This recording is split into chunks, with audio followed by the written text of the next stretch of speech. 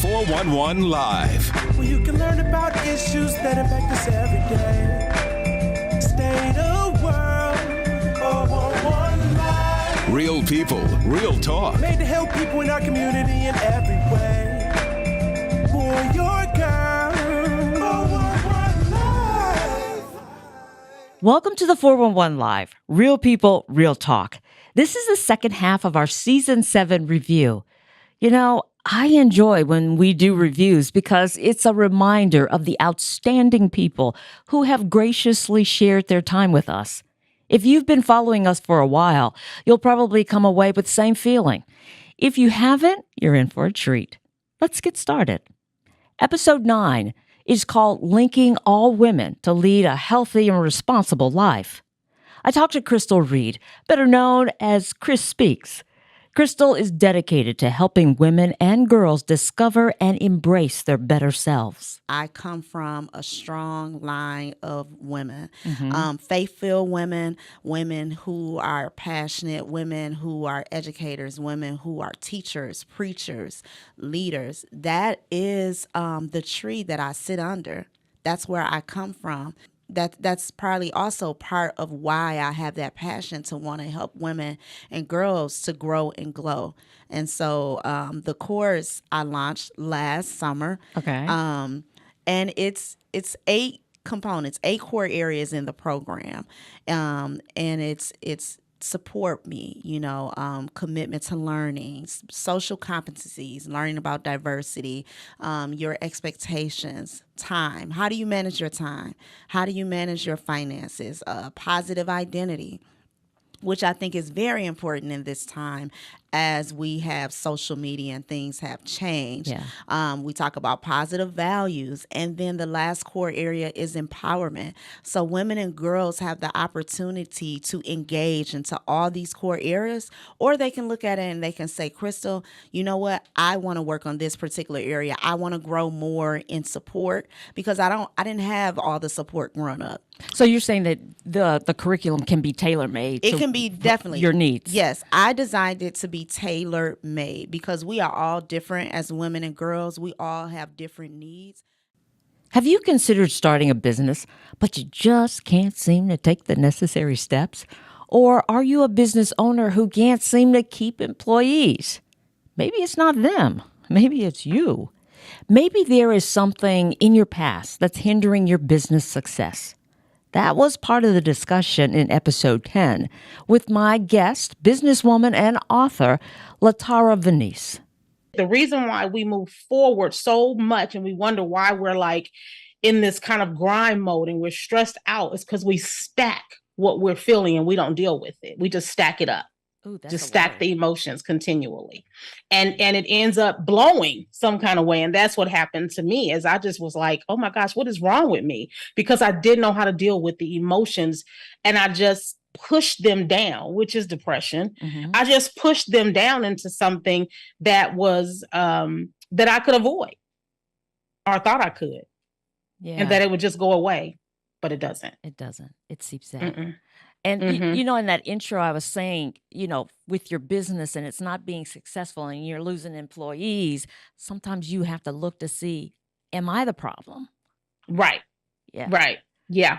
It's just like people who have employees with bad customer service skills, right? Mm-hmm. It's not necessarily the employees. It's something you're not teaching them and you're not implementing and you're not being consistent with, right? You can give anybody a handbook, but are you making sure that they are implementing what's in the handbook? Are you holding them accountable? Because if you're not, it starts from the top down.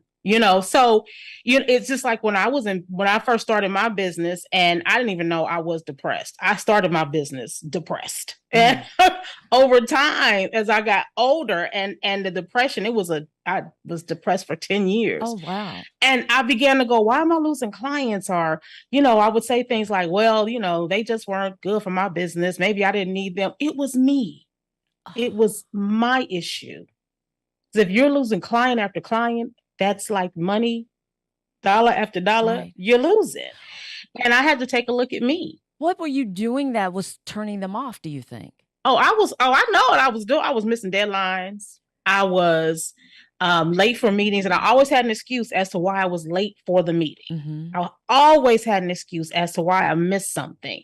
Sometimes if I felt myself overwhelmed, I would like disappear and then kind of come back. And I was a type of, I did a lot of affiliate marketing type description work for people. I worked for some pretty heavy hitters early on. Uh-huh.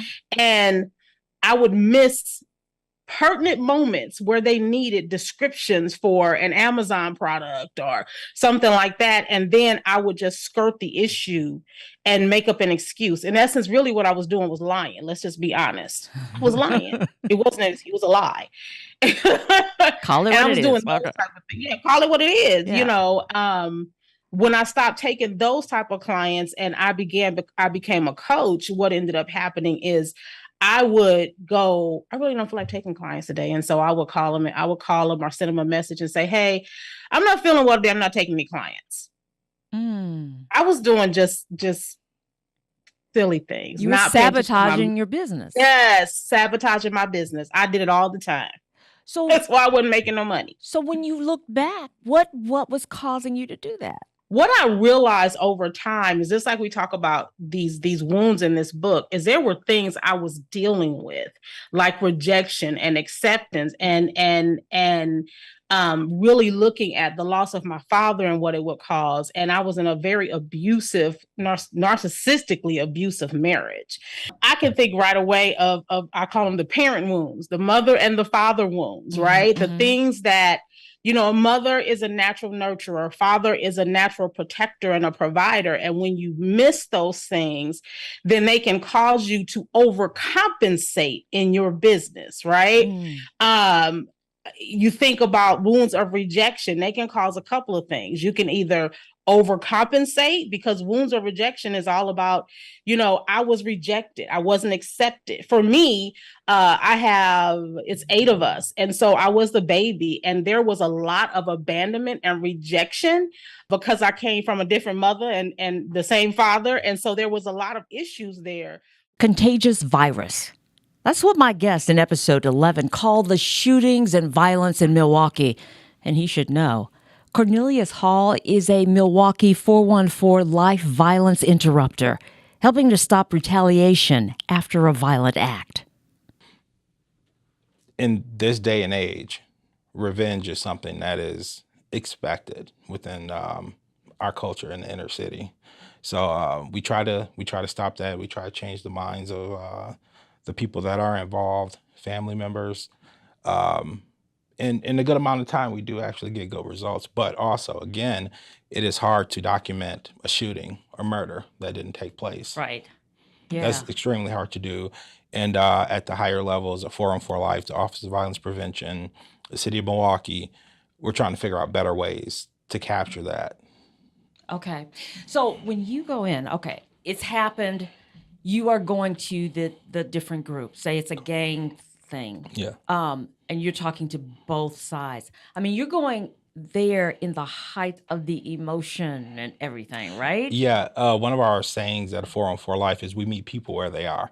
So I'm literally going to the neighborhood that these people reside in. I'm literally going to their home. If they decide that, you know, I'm going to feel comfortable with 20 of my people on this block, that's where I'm going. Mm-hmm. And of course, we always have an understanding before we go. We always make sure that we're safe. We never go anywhere alone. But yes, we're meeting people essentially where they are, not just physically, but mentally too. Right. Exactly where they are, whatever mindset they're in, we're going to meet them right there. Okay. So I'm a mediator, but I do mediation with, dealing with child custody or different things like that. Nothing what you're dealing with. So at that point, I'm just like, you've got to de-escalate because folks are correct. You know, they're tense. Mm-hmm. This has happened. They, what do you do? I mean, how do you do that? It depends on the person. Okay. We do we pay really close attention to the person's their livelihood. I mean, down to their living situation. We're going to pay attention to all that. Of course, we're going to try to gain some leverage because we have so many different resources that are at our fingertips due to OVP, due to the Medical College of Wisconsin. So we are going to come in with something to give also. Okay. The outlook is okay, we're going to try to stop this situation, but we are going to try to improve your life along with that. Ah. It's easier to get people to listen to you and try to hear you out if, my living situation will change, my employment situation will change. So not only are you not going to go to jail or be killed, you may be employed, you may have a roof over your head. Okay. You know, Okay. you got to come in and offer something. I mean, you come in empty-handed. I mean, what can you tell a person that is in a blood feud with someone else if they're homeless and this is all their life is right now? Mhm. You know, there's no incentive to stop. Right. And you meet a lot of people in that situation, Oh right? yeah, for sure, for sure. A lot more than you would think. Okay.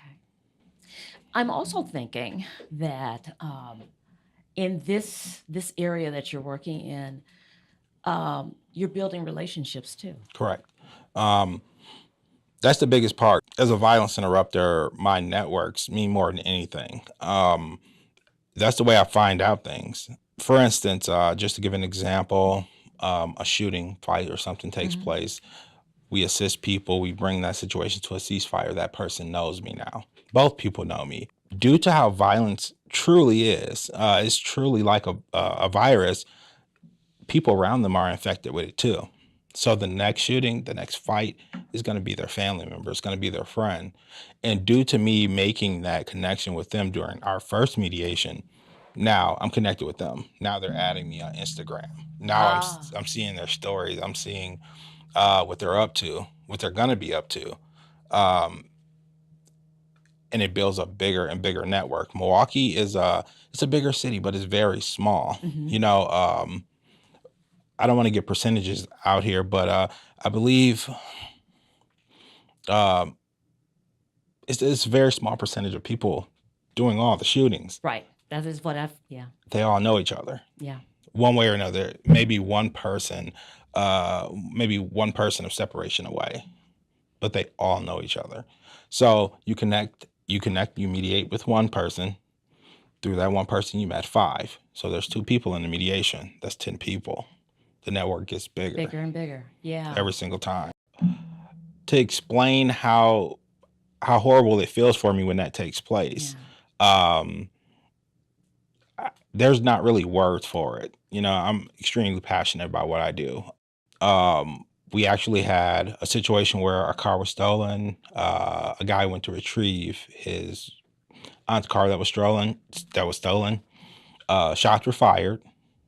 After that day, the team vigorously pursued him and his family to get a mediation out there. We had an idea of who was doing it. We had an idea of the caliber of danger in the situation. And due to the level of danger, we really pursued it. The man and his mother wanted nothing to do with it at all. Unfortunately, 4 weeks later, he was murdered at a gas station. And the amount of loss I think the entire team felt at that time was ridiculous. Of course, I'm not going to say names, but it became a more high-profile situation due to the nature of the crime. But every time I invited Cornelius back for episode 12. Kia Boys and Girls and the Impact of Stolen Cars in Milwaukee. These are young people who steal cars, drive recklessly, and often crash, seriously injuring or even killing themselves and others. Cornelius was joined by Crystal Holmes, a mother whose daughter was injured in a stolen car. Let's talk about this whole Kia Boys, Kia Girls thing. And I'm going to start with you first, Cornelius. What is the attraction? it's part of our culture. It's really become part of I'm gonna call it Midwestern culture with our youth. It's all in our rap music. I mean, Milwaukee, we even have a sound of music that is very fast paced and it's meant to be listened to while driving fast. It's really it really just comes down to the fact that it's kind of ingrained in our culture now. It kind of came out of nowhere, but it's here to stay for sure. Right. Yeah. To really throw out there, it for the parents, it doesn't matter what you do as a parent. You can raise them the best you can. It could be a 2-parent household. If this is the path they want to take, they're going to take it. The kids are influencing each other. Our rap music, our Instagram messages, everything is influencing them in the Midwest, of course, to do this. But also, some of our kids are homeless, and that's why they're doing it. You know, it's like so forming a community kind yes, of thing. it's its own community in itself. So, from what I've noticed with the Kia boys and Kia girls, it's kind of a conduit into the underworld of Milwaukee. So once they join that, you make decisions. Are you going to go to the next step of criminality, or is this not for you? Crystal, first of all, let me say that I'm really sorry Thank you. that this happened to your daughter. How is she doing? She's progressing. She's doing good. Yeah. Yes. Her injuries were, Severe. to say the least, right? Yes, severe. Not going to go into details, but severe. Okay. But she's strong. Yeah. She's pushing through. She's always been a strong kid since knee high. Yeah. She was always a fighter. She was always that child that just go. Yeah. Go for it. Go for it for whatever. So she's pushing. From her signs and how long it's been is incredible. Because this accident happened, what, mid-July? Yep, like July 22nd, 23rd. Okay. I said that you got this information from a text. Is that right? Or Actual inbox. an inbox? Yeah, I was at home. It was late.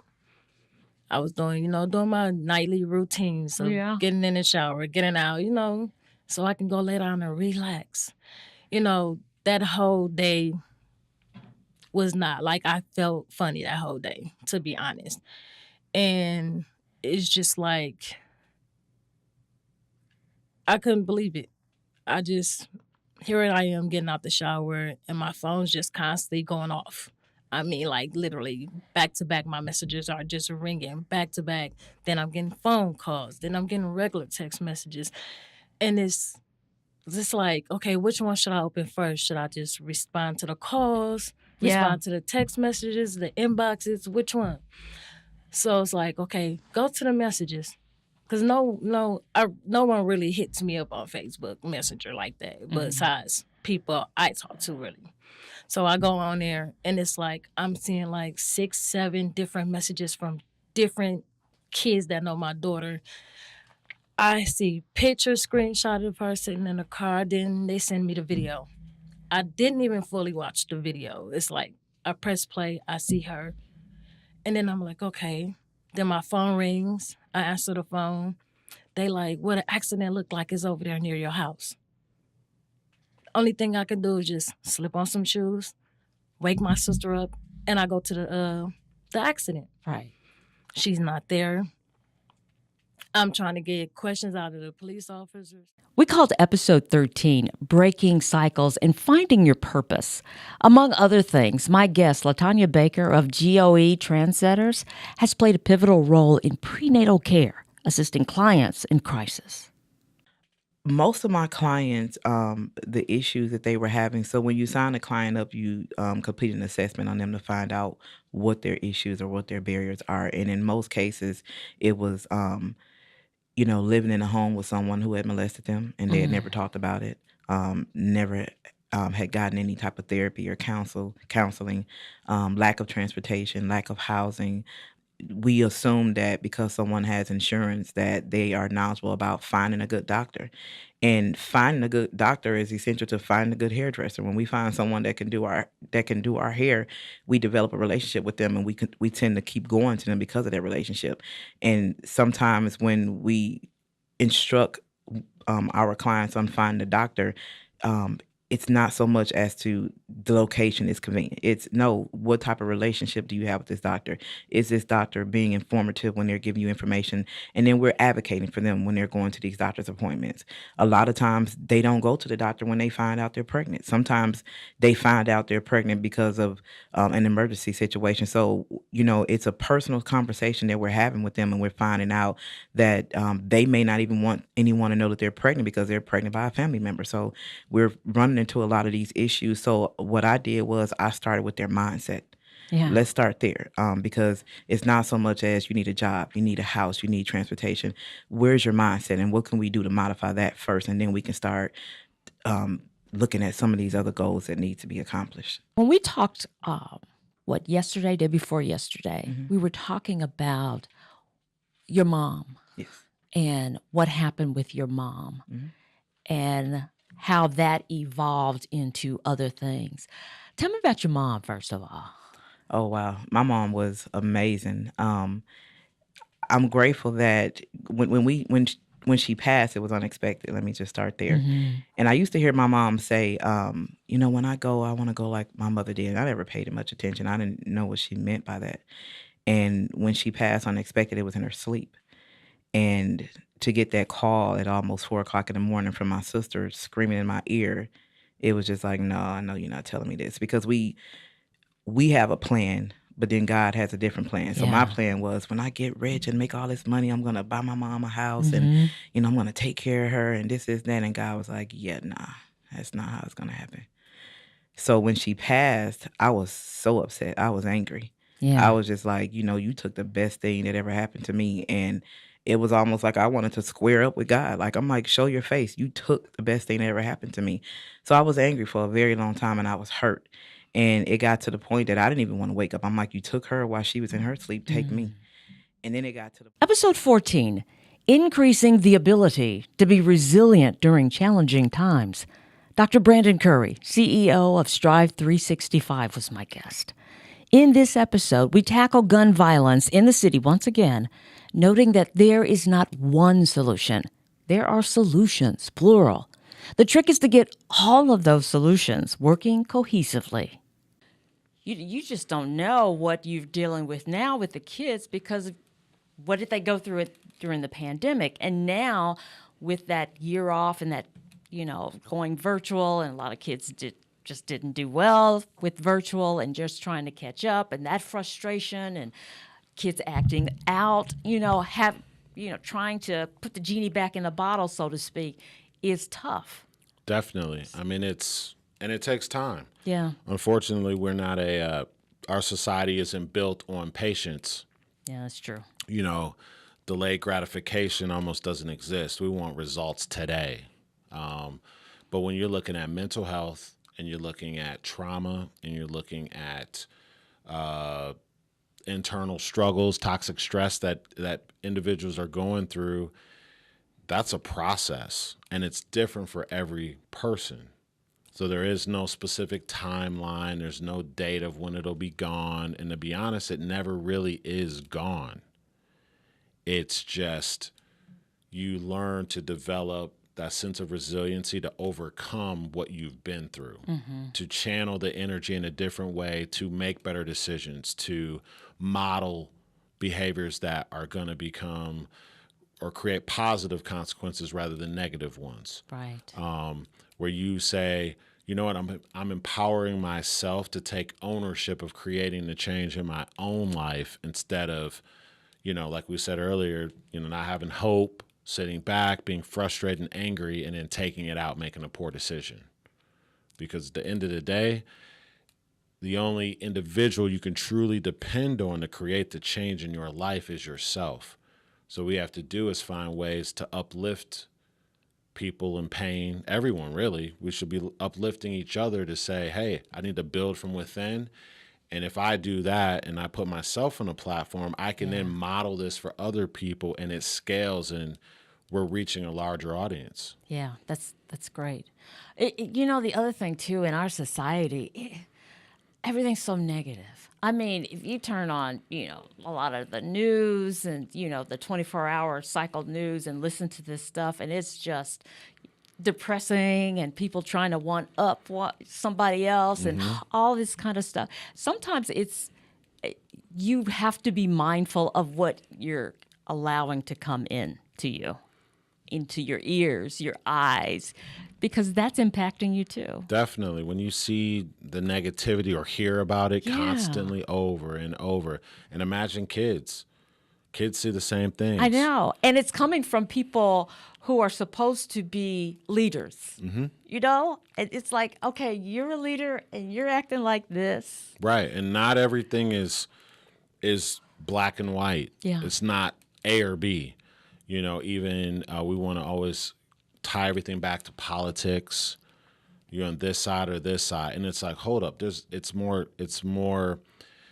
more to it than just two options.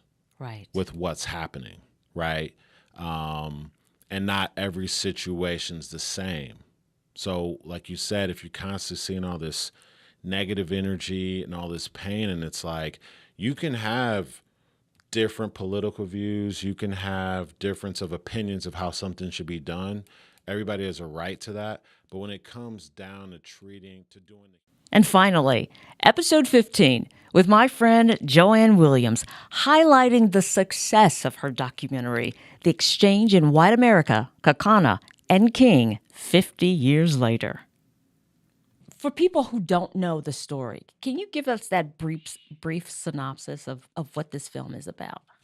It's about a high school student exchange between Rufus King High School in Milwaukee and Kakana High School in the Fox River Valley. And a social studies teacher at Kakana High School wanted his kids to have a broader view of the world. So to do that, he was going to have them perform a play. The play he chose was In White America, the history of African Americans from slavery to civil rights. But in Kakana, Wisconsin, as I say, they were demographically challenged.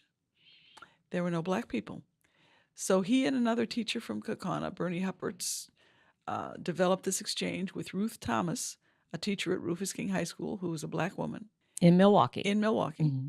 And kids from Rufus King went up to Kakana and lived with families for a month and did the play. And then kids from Kakana came down to Milwaukee and lived with families for a month and did the play. And this all happened in 1966. It was 55 years ago. Wow. So I wanted to find these kids and see what the experience had been. And then in 2016, the drama teacher at Rufus King decided to restage the play 50 years later. First of all, I am extremely proud of you. Thank you. For doing this and completing this work. I went to the premiere, the Milwaukee Film Festival at the Oriental, and watched it, and I was just amazed. I was sitting there thinking, this is really good. And then afterwards, you and all the people who were involved in the making of the film got to get on stage and kind of talk to us a little bit. And it got emotional at times. Oh, yeah. What was that feeling like? Well, it was like showing somebody my third baby. Yeah. I have two sons, and this is my third baby. And as my editor said, and it's a girl. Yeah. It was very emotional because of the subject and because of the work it took and because of how much time it took and because it was very personal for me. It was personal for me to let people see it finally. Yeah. That first screening at the Milwaukee Film Festival, you were sitting in the audience. Right. I was in the back pacing. I couldn't sit down. I still can't. Well, that's a look back at season 7 of the 411 Live. You've heard a tiny portion of some very thought-provoking episodes. I hope you'll check out the full versions. We are in the midst of season 8 now, so tune in each week for that. And thanks for listening. I'm Beverly Taylor, and this is the 411 Live. Real people, real talk. If you would like to check out past episodes, there are many ways. Go to your favorite podcast platform. Follow us on Twitter and Instagram. Like and watch us on Facebook. Watch and subscribe to our YouTube channel. And if you have suggestions for future episodes, go to our website, the411live.org.